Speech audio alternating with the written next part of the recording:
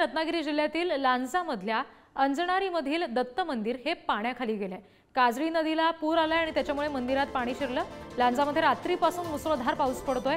नदी नाले अगदी तुडुंब भरलेले आहेत आणि ही दृश्य सध्या आपण बघतोय अंजनारीमधली। हे जे मंदिर आहे त्याच्यामध्ये पाणी शिरलेलं आहे।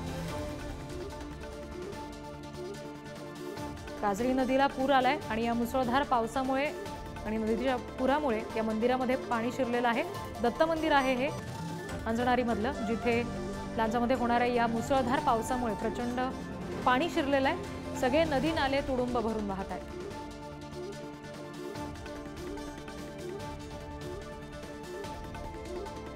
रात्रीपासूनच हा मुसळधार पाऊस पडतोय आणि त्याच्यामुळे काजळी नदीला पूर आला आणि जे अंजनारीमधलं दत्त मंदिर आहे ज्याची दृश्य सध्या आपण बघतोय, हे या मंदिरामध्ये आता पुराचं हे पाणी शिरलेलं आहे।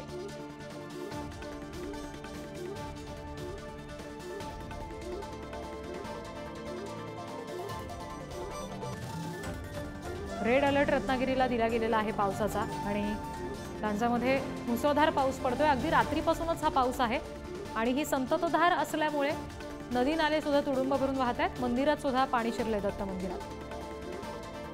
प्रतिनिधी राजन चव्हाण यांच्याकडून अपडेट्स घेऊया। राजन, सध्याची काय परिस्थिती आहे? पाऊस आता तरी थांबलाय का? रिद्धी, सकाळपासूनच रत्नागिरी जिल्ह्यातील विविध भागामध्ये पावसाची संततधार चालू आहे।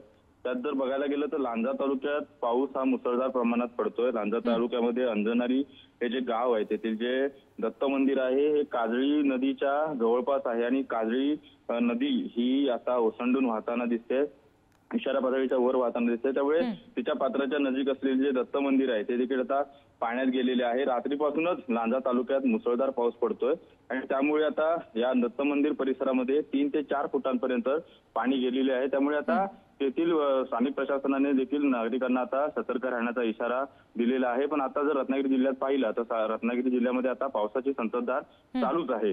रिद्धी जी, राजन, धन्यवाद दिलेल्या माहितीसाठी।